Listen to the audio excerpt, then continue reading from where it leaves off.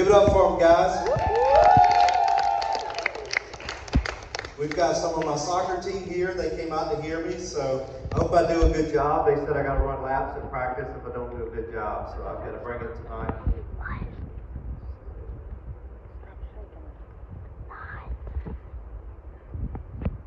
We got it? All right, guys, I'm Mr. Billy. It's an honor to be here tonight. I'm going to talk about my story, what's happened in my life and what's brought me here tonight. So many times, people are asked, hey, what happened to you, Mr. Billy? Then other times, people really don't want to ask. They just kind of like, well, we don't want to ask, afraid, what I might say or maybe I get offended. I had some notes somewhere, but I think I threw it away. Oh, there. See, you don't have to be perfect to do this. I was trying to throw money at y'all, but I'm going to put it back in my pocket, Nathan. I don't want you to fall down trying to get money. But guys, I was born and raised in Baldwin County, and my life changed when I was a kid. I was just 2 years old. My family, we were traveling for 4th of July weekend, and I was asleep in the back of the car. We had what we were known as a hoopty station wagon, a long station wagon. You probably, I know Crystal has seen them out in California because they still ride the roads with them, but there were 7 of us in the car. My mom and dad were driving. My aunt and uncle were in the mid seats, and then myself, my sister, my cousin, we're laying in the back asleep. As most kids do, we like to watch sleep when we're riding. So we're in the back asleep. We're on Highway 90 over outside of Mobile in Grand Bay, Alabama. Unknown to us was a 18-wheeler driving behind us. He had drove for a couple days without sleeping. He was taking, nowadays we drink what? Monster drinks, right? Well, back then they took speed pills, so he was taking drugs so he could stay awake just to make more money. And unknown, he had fell asleep, and he ran into the back of our car. He flipped the car into the ditch upside down. Immediately the car started smoking, caught on fire. My mom and dad were able to get out the front. Then my aunt and uncle got out, but they couldn't get to the kids. All the kids were in the back. I actually fell inside the gas tank with the left side of my body. So they got there. My sister jumped up. They pulled her out. Finally got my cousin out. He got burned about 30%, but they couldn't get to me because of all the fire. The fire department got there, and they said, well, he's probably dead. There's really nothing we can do. And my mom, who was 18 at the time, said, dead or alive, I want my baby out of the car. How many of you could relate that? You've got brothers or sisters, you want them out of the car. They got down there and got me out. Within 30 seconds of getting me out of the ditch, the car exploded into a million pieces. So I was literally 30 seconds from not being here tonight. From that, I was burned 65% of my body, my face, back, arms. 3rd degree, which is the worst burns. That's all the way down into the muscle. They had to fly me to the local hospital. They got me to the hospital and said, your son's not going to make it. He's going to die. There's nothing we can really do for him. We're just going to kind of make him comfortable. And my mom, who was 18 at the time, was not a believer. She grew up in a house with an alcoholic dad, an abusive dad. So she had got married early just to get out of the house because she got tired of being abused. She became religious really quick. She cried out to God and said, God, I don't want my baby to die. And she started praying. She hit her knees, started praying, and the doctor came in and said, your son has an infection set up in his hand, so we need to go in and amputate his fingers, or either he's going to die.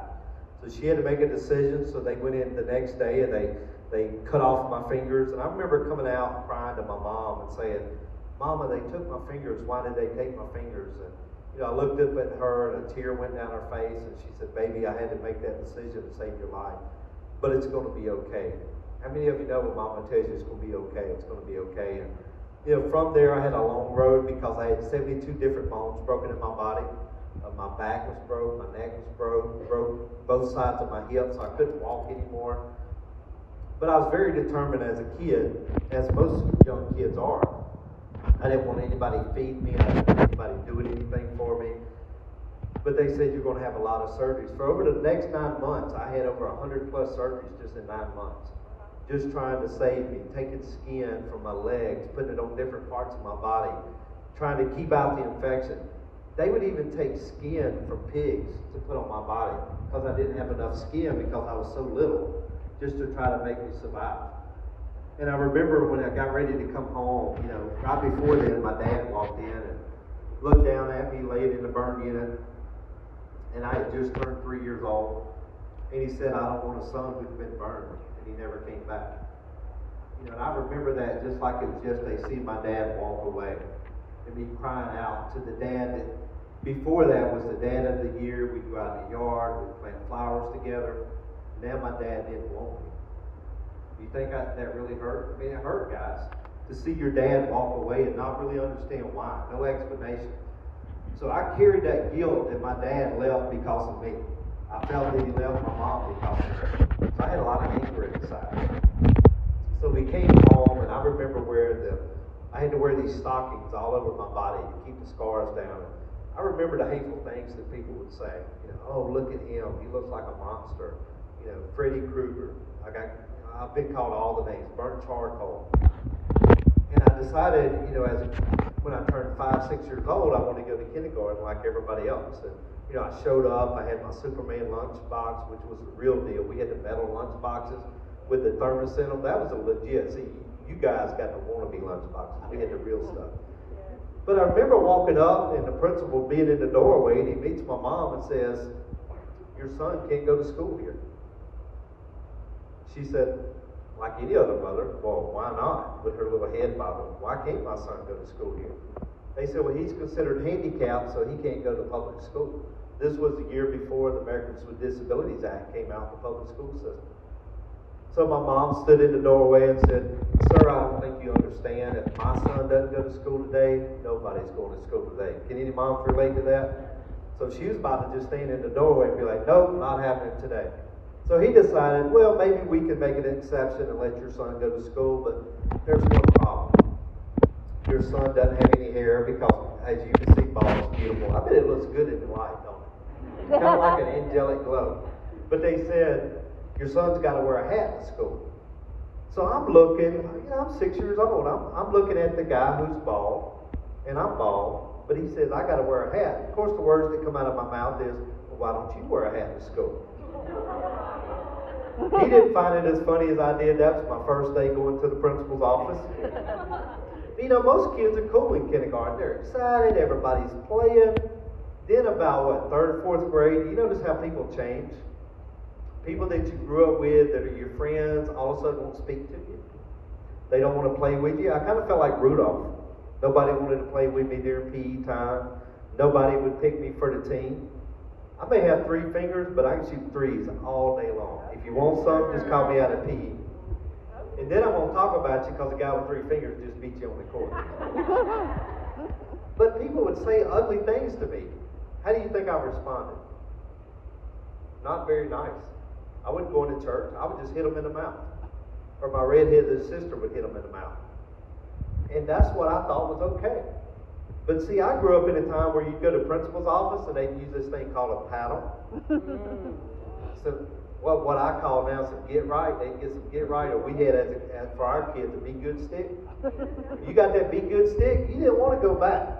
See, all this repeat offenders I see in the school system, it wouldn't happen if you had some reminders like I had. They would take you guys to the girls' PE class. You had to grab your ankles in front of the girls, and they would swing, pow, and dare you to cry in front of the girls. So not only did you get a paddling, but you got humiliated at the same time. So that cute girl that thought you was big and strong, when she saw a tear roll down your face, it was over. She wasn't going to talk to you no more. But I decided in middle school, it's like, man, Mom, I don't want to go to school anymore. The kids are calling me names. We'd go to restaurants, and people would come up to my mom and say, would you mind taking your kid out? We don't like the way he looks. He's disturbing our meal. Now, you can come up and say that to me now, and I'm like, hey, if you want to pay for my meal, I'll bag it up, take it home, no problem, right? But back then, I would get upset, and I started to become depressed. I started to hate myself. I started to blame God. God, why did you do this to me? Why did you curse me with this life? Making me look different, making me not to be able to do the things that other kids did. Anybody ever felt that way? Felt like you wasn't loved? My dad wasn't there. So my mom decided to marry this guy that she met and married him 3 days later. Do you think that was a good idea? Horrible idea. Girls, take notes. That's a horrible idea. So she upped and moved us to Florida to someone she knew for 3 days. He was an alcoholic and he was abusive. Because see, sometimes you'll marry somebody like your father when it's not a good thing. So she married the guy that was that way. So he would abuse her. My idea of going to church was coming to church. I'd come to youth group, and I'd come home, and Mom would have a black eye. So do you think I had a strange view of going to church? I didn't want to go to church anymore, guys. Like, church to me means going to church, coming home, my mom being abused. So then I came home one day, and he decided to take the anger out on me. I was a 12-year-old boy, and he beat me black and blue. And I told my mom that night, you got a choice to make, him or us. Because as you know, most guys in the room, once you get hit one time, it's like, dude, I know where you sleep, don't hit me again. And my mom knew I had a little gangster in me that I had to suppress throughout my life. Because I survived growing up with a redheaded sister. I think her job on earth was to try to kill me so that I'd be tough and be here today. She claims it anyway. Because I decided, she moved us out that night. We came back to Bangladesh, which is where I grew up. And I decided I wanted to play football. How many of you play sports in the room? Some kind of sports at some point in your life. So I show up. Now I knew I wasn't going to be the quarterback. I mean, I had the looks for the quarterback, but I wasn't going to be the quarterback. Wasn't going to be the guy catching all the passes. But one thing I did like to do, I love to hit people. So why not be a linebacker, right? And I love to kick because I kick my sister all the time. So I'll be a kicker. So we show up to football, and I've got my shoulder pads, my helmet. I show up to the field, and the coach speaks to my mom at the gate and said, you know what? It's probably not a good idea that he plays football. We're afraid he's going to get hurt. My mom said, Coach, you really don't understand. I'm afraid he's going to hurt somebody. His sister has tried to kill him every day of his life, and he's here, so I think he's going to be okay. You know, so I got out there, and I started just giving it everything I had. And I would get picked on. I'd get bullied. I'd be called trash. Oh, you're trash. Oh, you're slow. Oh, you're not good enough. But I didn't take ownership in that. Yeah. I would let it just kind of roll off my back. But then I'd go to middle school. People would talk about the way I looked, the clothes I had on. See, when I was a kid, if you wore Champion, y'all like this hat? But see, when I was a kid, the poor people wore that. What I got for Christmas every year was underwear and socks. That's what I got. It may be an apple. That's what we got for Christmas. We lived on a farm. I had to go out every morning and cut the pump house on. If we didn't grow it in our fields, we didn't have it, guys. There was no Walmart to run up to. We would take our corn and go get it mashed down into grits and flour and all that stuff. So we didn't have a lot, but I was thankful for what I had. And I remember coming home one day, just not wanting to live anymore. Said, you know, why live like this? Why live where everybody's judging me? Because I felt like when I walked in a room, everybody was looking at me. I felt like when I walked in a room, everybody was talking about me. Anybody ever felt that way? So it's not just me. See, I thought it was just me. So I came home and it's like, I hope I don't wake up tomorrow. I didn't want to live anymore. And my mom told me something that changed my life forever. She said, Billy, people would treat you how you treat yourself. Let me say it again. People will treat you how you treat yourself. To love somebody else, you got to love who first? Yourself. You got to love you. See, I didn't love me. When I look in the mirror, I hated what I saw. Because I let the world tell me who I was. And I let the world tell me who I would never become. I had people telling me I was dumb. My stepfather would tell me every day I was stupid. I'd never amount to anything. Even had a teacher tell me. See, teachers aren't perfect, but I had a teacher tell me you'll never be anything. You're not smart. You're not creative. And I let that become ownership of who I was. Now, remember, you know, after she told me that, I showed up the next day. I went and wrote on my mirror, I am love, I am passion. And I showed up the next day as a different person. All of a sudden I went from being a target to not being a target because I loved me. And it's amazing when you walk down the hall, what do you think? If somebody's sad, depressed, you think they're looking up or looking down? Down, right? You think they're breathing full breaths of life or kind of shallow? Shallow. Sound like some of you practiced that before, right? So that's the way I was living life, but now I'm walking down the hall. I look like Jacob going down the hall. Like, man, check me out, man. And guess what? People wanted to be my friend. All of a sudden, I started being in different clubs, being the guy that everybody wanted to be around, because you attract people when you're the light. Anybody, don't point at nobody, but they walk in the room and they just suck all the life out of the room. Just like, there he comes, there she comes. But how about the guy or the girl that walks in and they're just the life of the room? All of a sudden I became the person that was the light in the room, guys. And then people started wanting to be around me.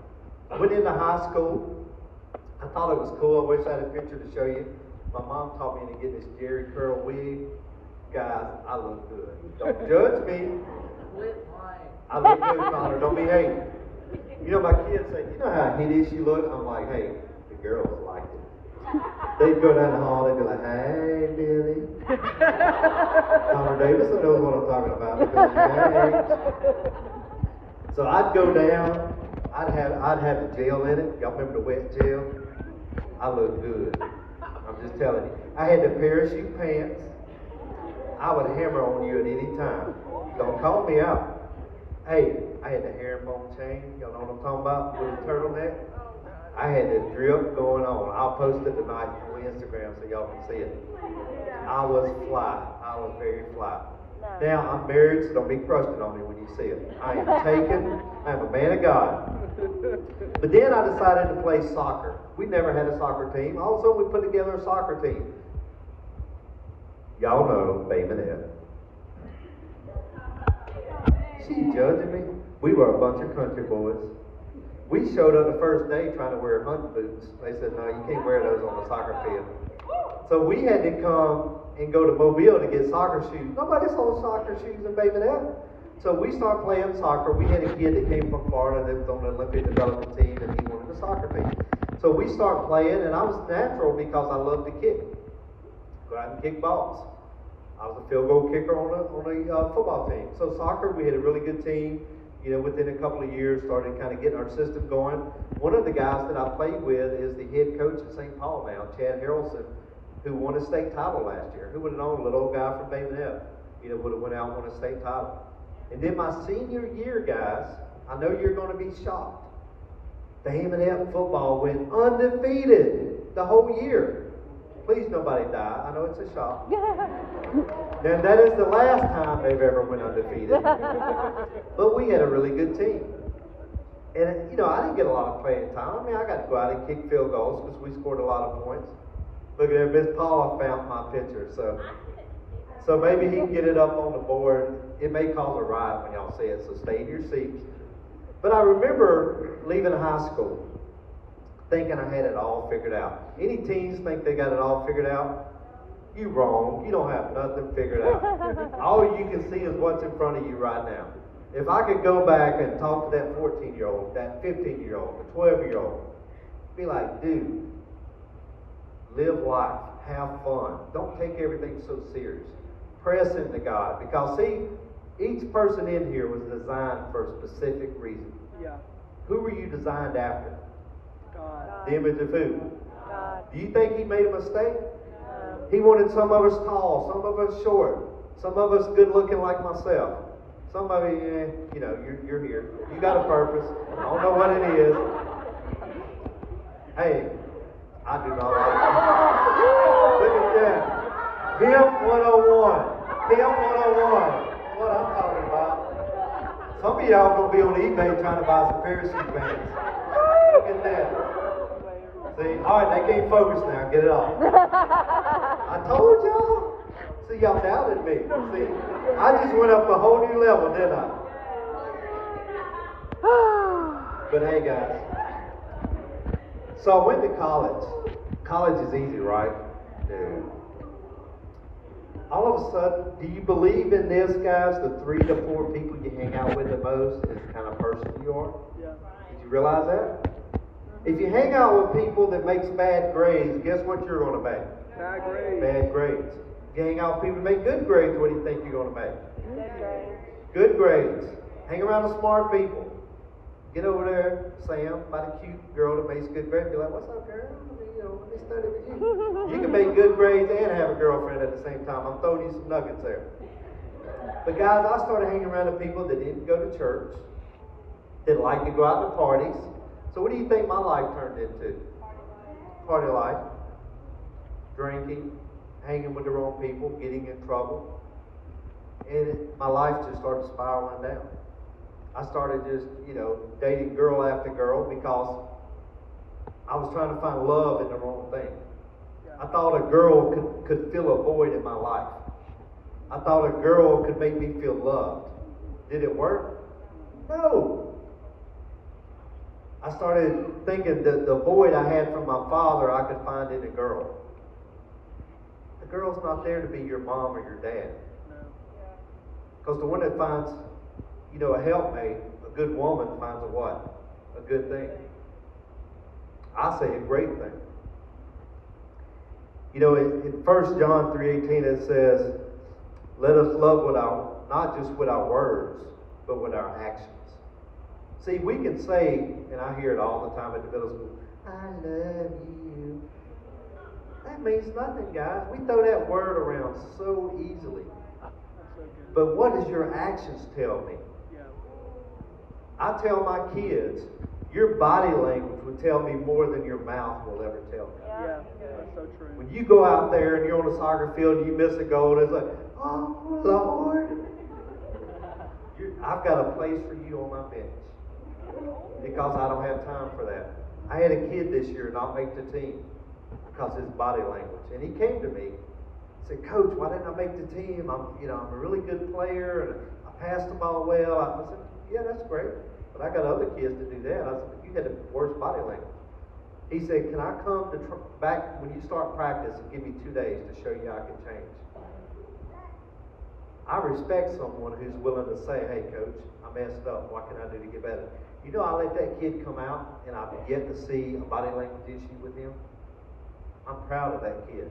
And I didn't know that kid's story, that, he had moved here from Florida, that he's, kind of got some family issues going on. And, I'm glad that I'm able to be there as a role model for him.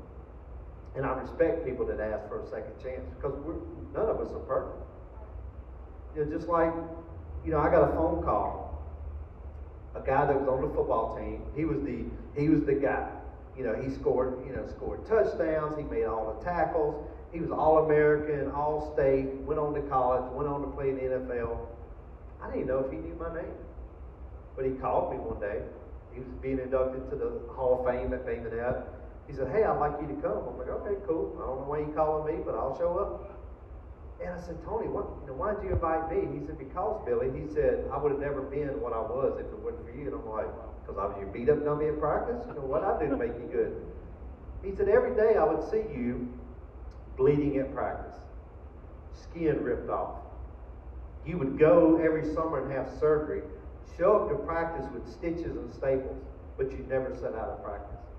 He said, so when he finished the season with all his knuckles broken, but he never missed a game. He said, I'd look at you, Billy, and I couldn't set out a play. I couldn't set out a game. Because he said, I knew you would never do it. He said, that carried me all the way to the NFL. What would Billy do if he was in this situation? Would he quit? Wow. It's powerful, guys. See, people are saying something that Matia's dad says all the time. People always have their camcorder on. People are looking when you think they're not. See, as teenagers, you think, oh, nobody's going to see this. There's always somebody looking, guys. There's always somebody looking up to you to see, man, what is Connor going to do? What is Nathan going to do? What is Jordan going to do? They always look and base their actions off something you do or don't do. So see, you got to separate yourself from the pack and be that influence. And I started praying to God, send me a woman, send me a godly woman. But I'd go look for her at a party. I'd go look for her in a bar. That was nothing but heartache after heartache after heartache, guys. Do you think God sent the person for you to meet you in a bar? No. That's who's lying? That's the devil lying to you. So finally I just gave up. It's like, I don't trust anybody. I'm never going to find love. You ever felt like that? I'm never going to be loved. And it's amazing how God, when you turn to Him and quit trying to do it your way and say, okay, God, I'm done. I guess I'll be a bunk. I'm already bald, so I'm halfway to being a bunk. And then all of a sudden, God puts somebody in your life that you never expected. I started talking to my now wife, and we were talking on the phone for a couple of weeks. We set up this amazing date, And then she called and canceled. She's like, well, Dwayne The Rock Johnson is going to be in Mobile, and you're not Dwayne The Rock Johnson. I like, okay then. But I like wrestling. I'm like, this chick likes wrestling. Come on now. So I let her have a pass. But then I said, okay, we're going out next week. So guys, I show up, I'm smelling good. I got the nice shirt on. Because red, guys, listen, red is the color of power and authority. So I showed up in my red. She opened the door and my heart hit my feet. It was love at first sight. Love at first sight. So we go out, because I like taking women on fine dining dates. We went to the Olive Garden. Come on. Y'all know y'all like some Olive Garden. So we roll up to the Olive Garden and we eat. And, she's got 10 fingers, only got 3, but she dropped her silverware. So she's fumbling around. And I told her that night, I'm going to marry you one day. She's like, ooh, stalker. But it was love at first sight. I knew everything I had prayed for was set before me. And she said these magic words. Because I'd always call her on Wednesday. Hey, girl, you want to hang out? She's like, no, I'm busy. What you doing on Wednesday night? There's a thing called church. Sunday night. Hey, you want to hang out? No, I'm busy. What are you doing on a Sunday night? A thing called church. And she said, if you date me, you go to church. That's right. Say it again. If you date me, you go where? Church. Church. I said, ooh. What they say on TikTok now? Say less. So I went to church. So the next Sunday, I walk in this place. You ever walked in church and just fell out of place? So I walk in like this because I got all this baggage behind me. I'm like, man, they gonna judge me. Some of them did. I had to look. The old gray-haired lady, look at him coming up in here. Who is he? But after a couple of weeks, I started to let my guard down. Started to accept that I had made mistakes. But my mistakes did not define me. Because, see, I've let my mistakes tell me who I was and who I could never become. That's a lie that the enemy uses against you. It would say because you drank and you went to parties and you lived a life that was unclean, you could never be a true Christian. God doesn't say that, does he? That's in the book of opinions. Yep. Quit reading the book of opinions. Because everybody has an opinion, right? Yep. I just don't want their opinion. You'll always have somebody tell you who you can and cannot become.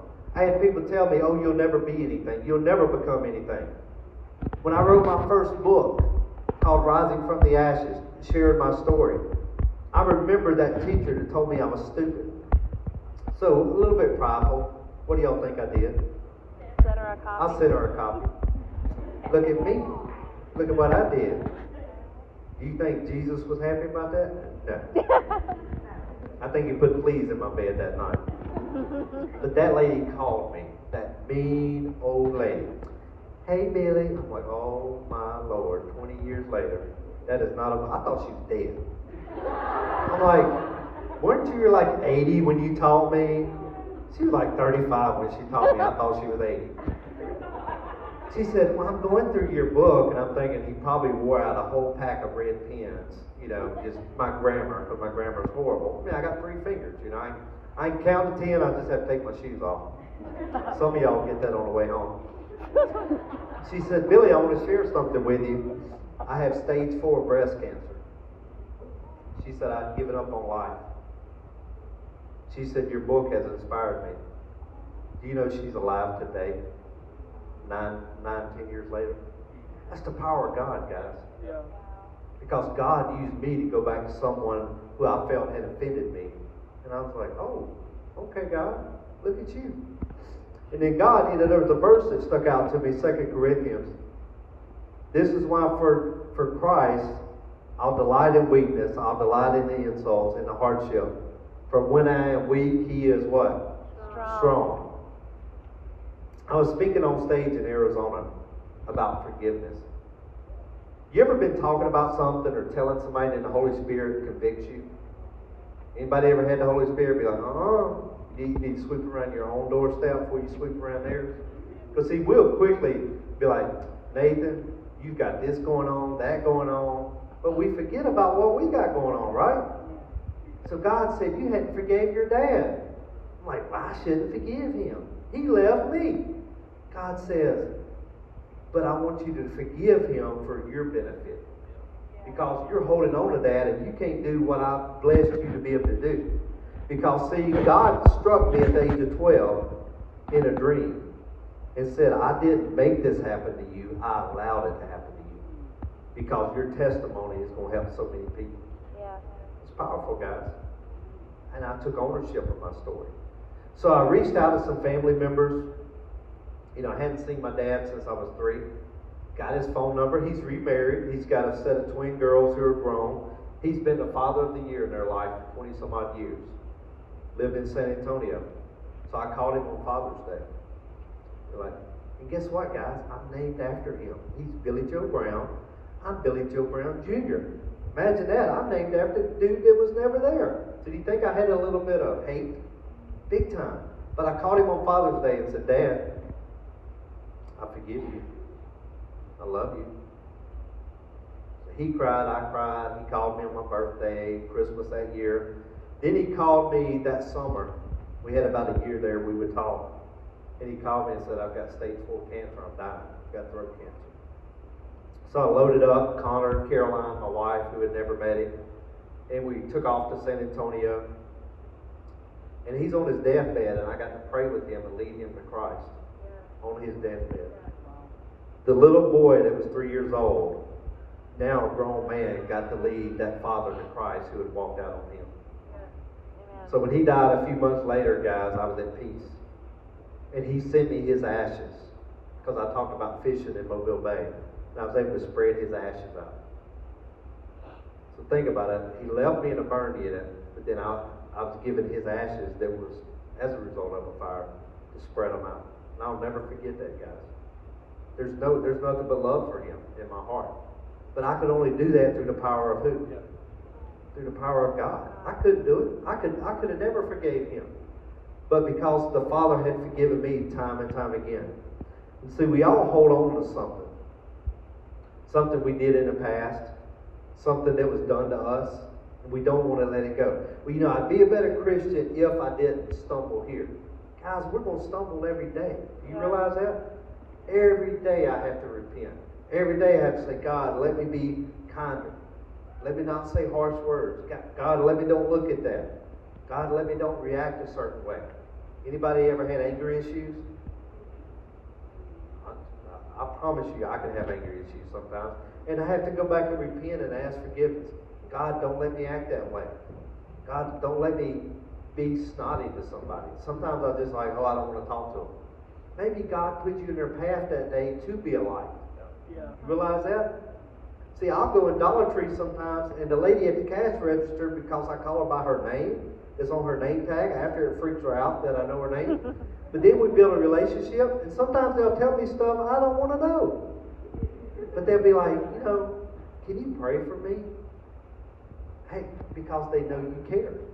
There was a lady the other day who said, hey, you know my son at the middle school. Can you be praying for him? Can you be mentoring him? Because so every chance I get at school now, that kid don't know I know his mom. But she knows I'm a coach at the middle school. So I'm always speaking words of encouragement to this kid. This kid has been told his whole life that he'll never be anything. I can relate to that. So we've got a piece of paper that I handed out. So everybody get your pen. And this is for you and you only. I want you to write down something that you've been holding on to. Maybe it's something that was said to you. Maybe it's something that you do in your life that's negative, that's a sin that you want to get rid of. It's not going to be shared with anybody. At the end, we're going to come up here, we're going to throw it away. We're going to put it in this can and it's given to God. So what is something that you're dealing with right now that you want to let go, that's holding you back from your destiny? Is it anger? Is it lust? Is it self-worth? Or maybe not loving God the way you need to? Or not letting God lead your life? So I want everybody to write it down. Because you can walk out tonight as a new person, a new creation. See, my job when I speak is to make sure that everybody, not just kids, every adult, every kid that walks through that door leaves a different person. and have an encounter with God and know that when they walk out that God has this. I'm not perfect. By no means am I perfect. But I try to get better each day. If you get 1% better tonight, that's 1% better than you were when you got here. You know, how you talk to your parents, respect. I know sometimes you're like, oh, parents don't know anything. You know how many times I have to say, man, my mama was right. The adults, you ever hear your mom's or dad's words come out of your mouth? It's like, did I really just say that? My mama used to say that all the time. Now I just said it to my own kids. Guys, they're trying to help you. They have wisdom. Wisdom will take you a long way in life. So if I can get my leaders to come up front, the adult leaders are going to be here as we all come up. I want us all to stay up here as the song plays. Put all your notes, put them in the garbage can here. Nobody's going to read them, so it's a safe place. And I want you to just stay up here and do this song and worship. And if you need prayer, go to one of these adult leaders. So everybody on your feet, let me pray over you, then we're going to come forward. Father, I just thank you for this group of young people here tonight, Father, that you would just minister to their hearts, to their minds.